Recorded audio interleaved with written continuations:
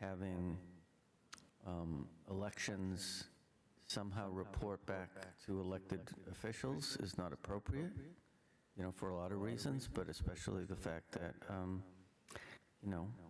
elected officials are not necessarily making the same decisions as someone who, has the job, regardless of what the politics are. Councilor Merkel. Thank you, Chair Varela. Yes, I just want to reiterate that I am in support of this for the reasons we've previously discussed, that elections have grown with early voting, mail-in voting. It's really been broadly expanded in a good way. A lot more options for voting, but it is a much larger, more time-consuming task, and that was the goal of wanting to create this as well, that we've talked about in previous meetings. So I still am supporting this. Thank you. Excellent. All right, Ms. Pinheiro-Shields.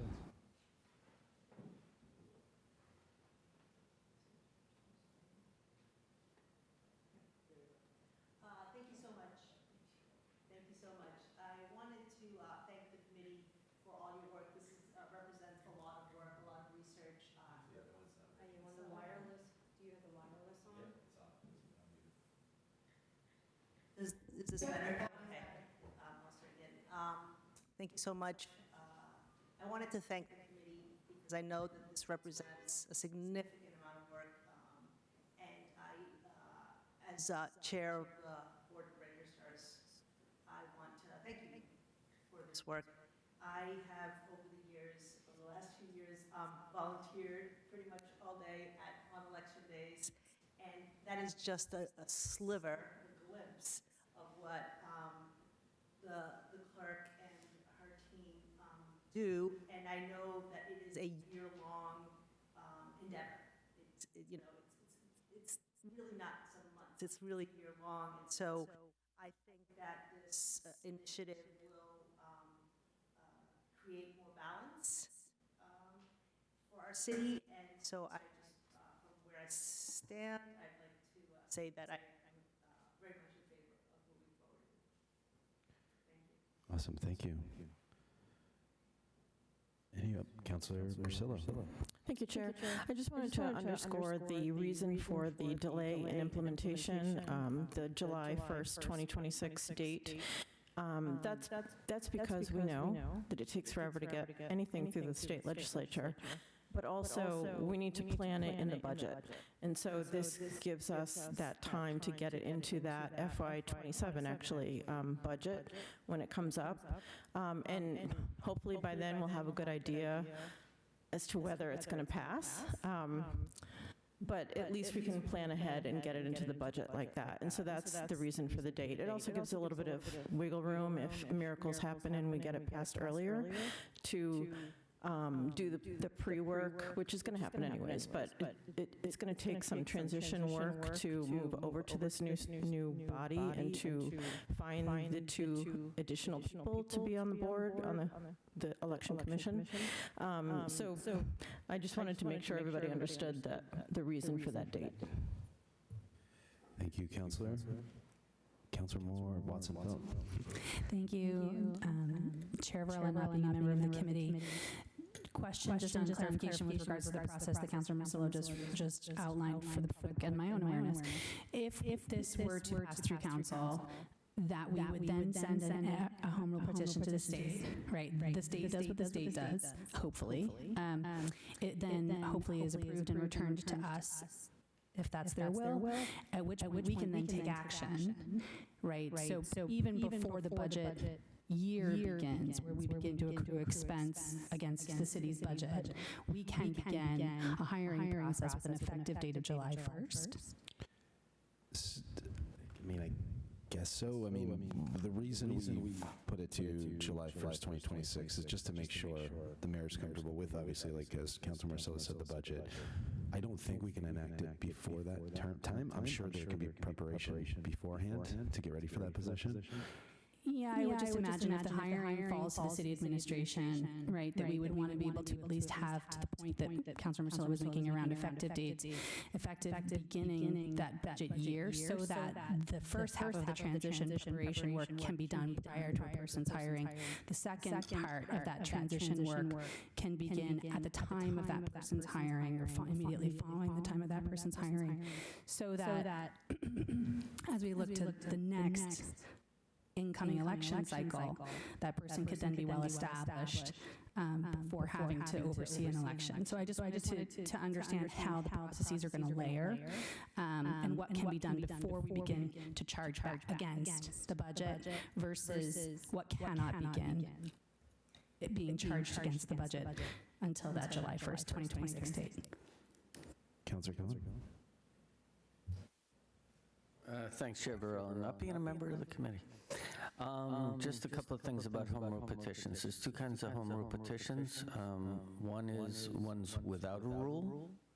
For example, when we did the fossil fuel one, there was no rule. So that would come back to us just like the condo conversion has no rule, and then we would deliberate. But then there's other ones, like the transfer fee of this one, that actually has a rule attached. And I do believe that in that case, that if the legislature approves it, it becomes, it becomes an ordinance. I do believe that because so many communities already have electoral commissions, the likelihood of this passing at the legislature is a lot more.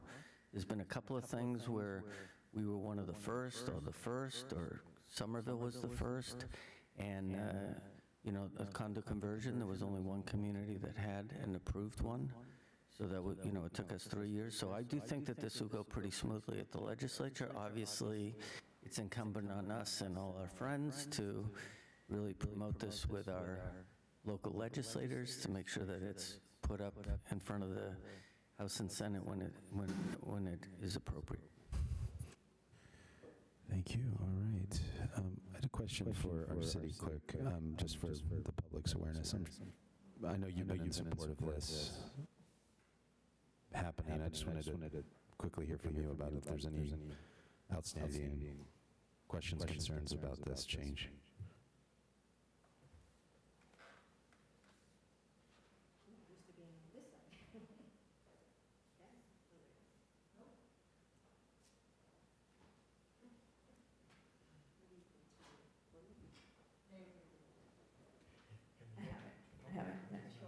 So I do have a couple of questions and comments. Thank you. So yes, I am in support of it, as I said all along, since 2020, where the election laws have drastically changed and the, volume of work has increased, just in terms of the amount of work and the processing of just one ballot now that it takes. I did have a couple of questions, and I didn't have a chance to really go over them with Beth too much today. I do know that you can do a 5-person election commission, which is not typical. The state usually only talks about a 4-member board, but I know that she had spoken to KP Law and that you can do a 5-member board.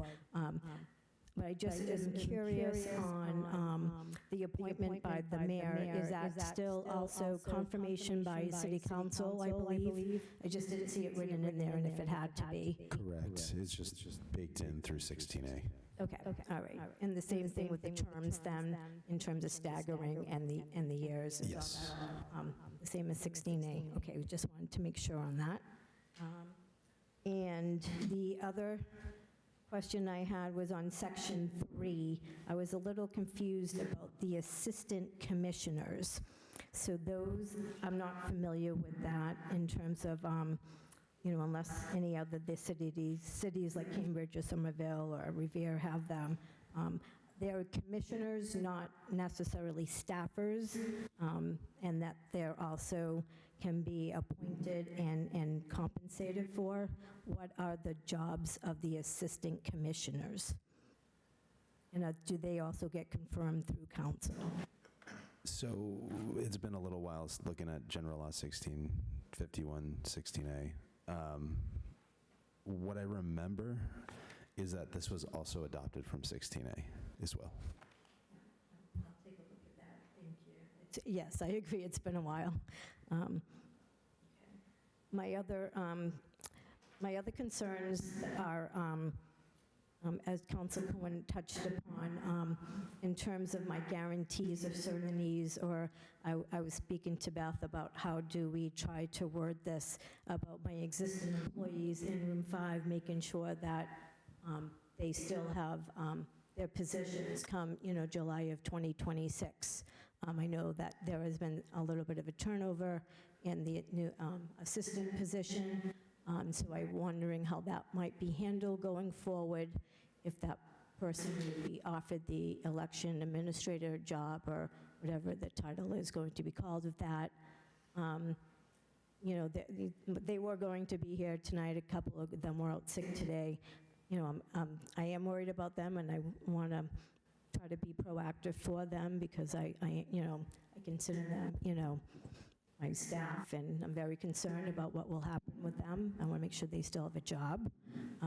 And in terms of what also Councilor Cohen had mentioned about having the same amount of people in there, I had mentioned when somebody had asked that because that, the city clerk and the assistant city clerk will no longer be, being part of the helping process or preparing of the election process, that, I had mentioned at least 2 more or a minimum of 1 more full-time person should be added to that room out there. I know that that's up to the mayor, but in terms of trying to work that into the budget, I know we're not there yet, but I believe having people do what we do on election without adding at least 1 more person there, I don't want to set anybody up to fail, and I don't want you guys to set up an election commission without,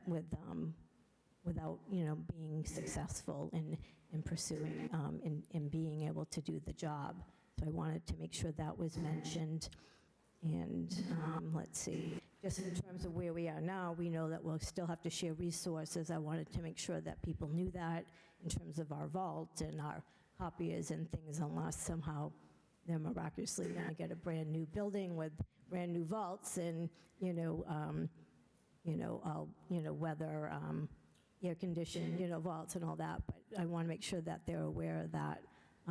And then one other thing that, in terms of the timing of the new budget, don't forget that the budget is kind of, even though it's decided in May, that person, the city clerk, they're still going to be doing election and census-related job, related duties in terms of that. So when you're figuring out a salary for an election commissioner, I would, you're going to have to figure out the salary of a city clerk in terms of, they're still doing that job up until a certain point. So, I don't know what you're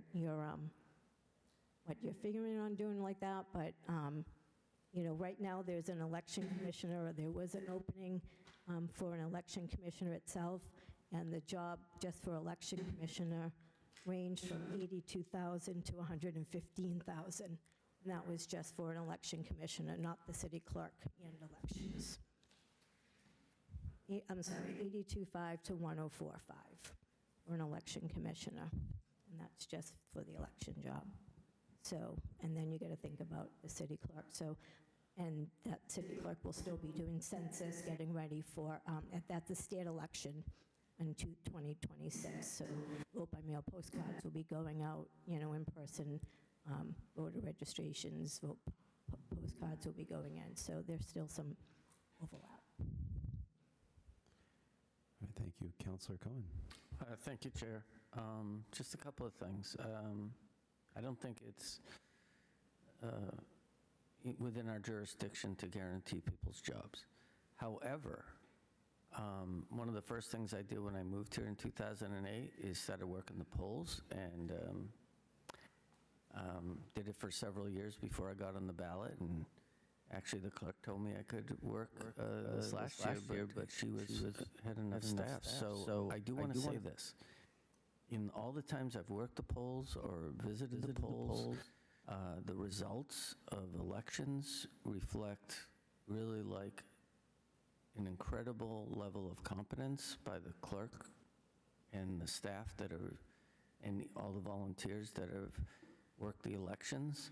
I can't speak for the mayor, but my guess is that you'd want people who have done such a good job to be able to be in the new job, because we know how dependable they were. And I think one of the great things about our democracy is really how excellent our elections have been over time. So it's just my opinion. I don't think that it's something that we can legislate into, anything. We can lobby with the mayor about the budget, but typically the budget comes to us for approval, not necessarily for us to do anything, but I think we will all make sure that this is a successful venture. And I do feel like everyone I've worked with, from the clerk's office to the volunteers, has really been professional and done a great job. Thank you. All right. Any other counselors? Councilor Marcello. Thank you, Chair.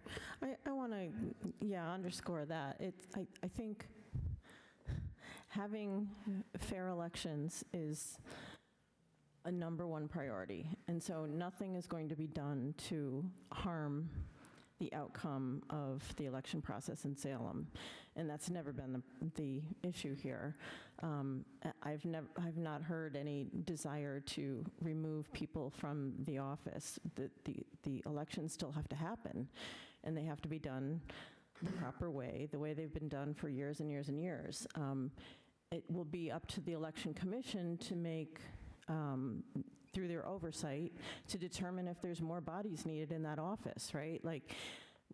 But the desire is always to have proper, fair elections. And so I just want to make sure, I agree, we can't set a salary right here. It's not within our jurisdiction, but it's also not, I just want to make sure people understand that this change will not impact the election process in Salem. It will happen, and it will happen properly. Thank you, and if I may just thank you for saying that. Having 5 members also, I think, is a benefit to any board or commission, especially the Elections Commission, just because it kind of breeds room for creativity and how do we engage voters as well. So I agree. I think this is a step in the right direction, not necessarily a negative. Eileen?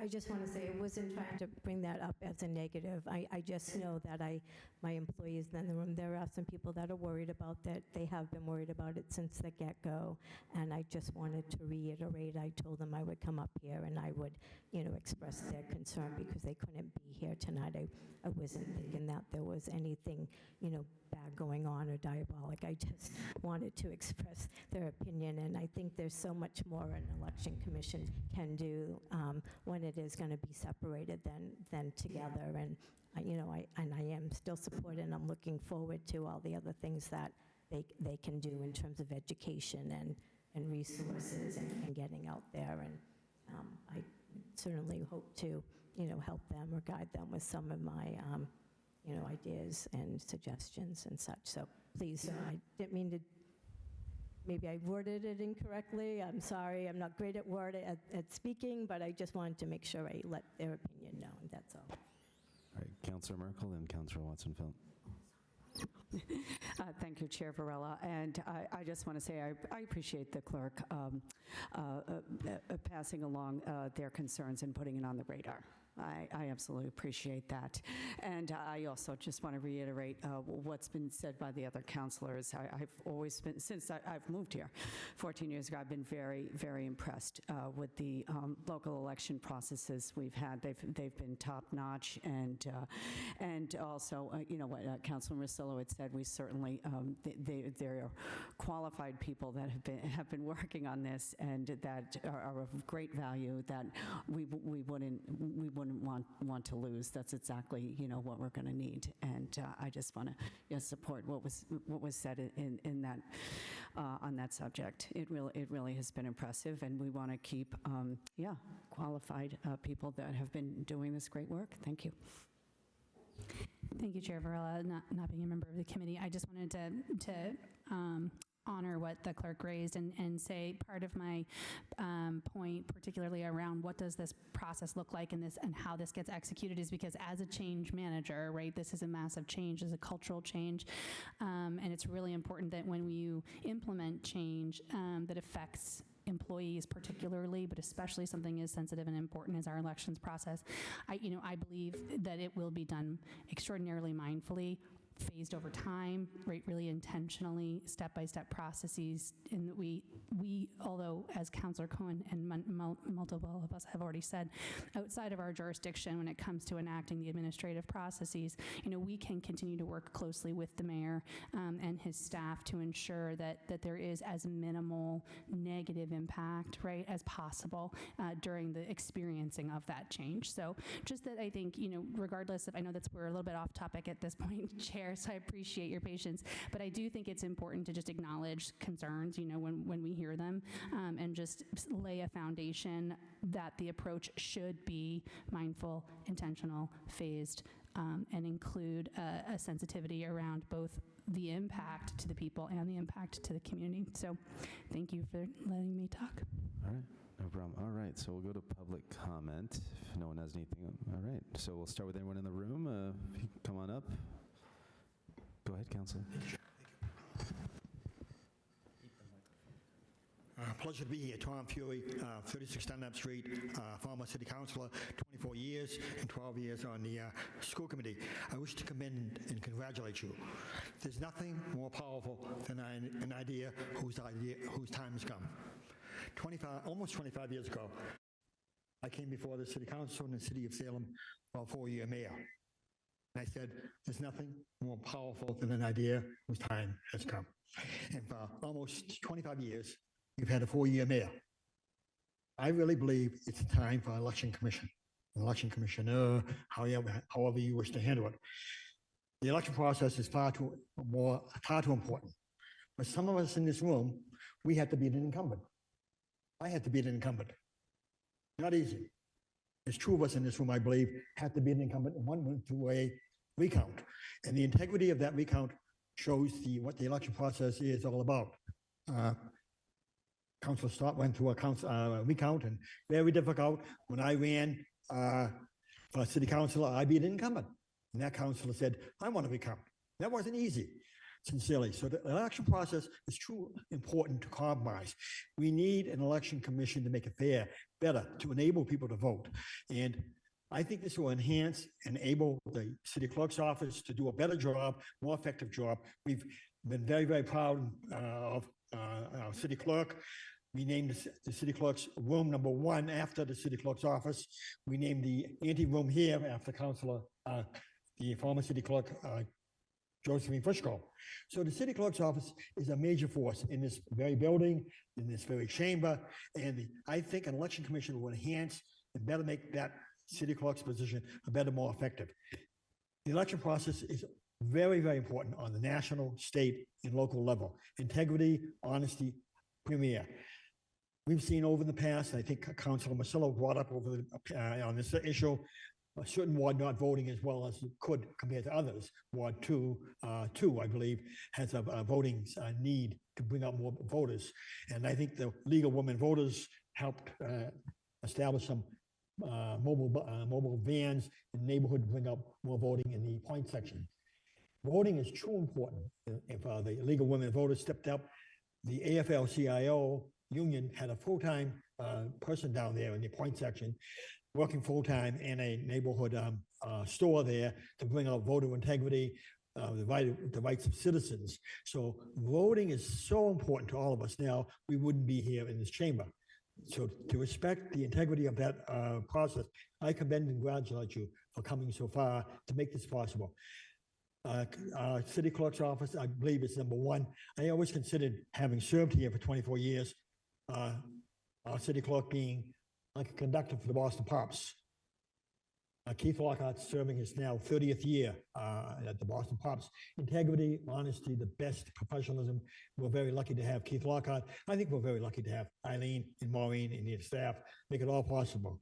For the sake of the city, for the integrity of democracy at the local level, I strongly urge you for our election commission. It's a time, it's an idea its time has come, and we need to put full support in that. I think we can all feel better in the process, a cleaner process. And I think the elevation of the city clerk's office will be even more by having it be full-time, being away from. You and I know when we have our agendas and all the process that we have to go through to prepare for this very meeting here tonight on a subcommittee level, how much work behind the scenes is.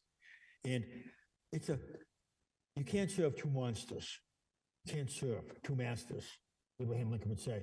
I don't think the city clerk can serve two masters, the city clerk, the city council, and the election process. I think we need to give it an elevation for a win-win. I really would believe it would be a win-win for the city clerk's office and a win-win for the integrity of the election process. So I strongly commend and congratulate you to be this far, and I hope it goes further to reality. It's an idea, its time has come. Thank you very much. Thank you, Mr. Fear, as always, for your words and time. Anybody else in the public would like to speak about this? No one in the room. Anyone on Zoom? Looks like we got a pretty bare panel here for attendees. Okay. Riveting stuff. All right. We think it's riveting. I like it. All right. So I've got.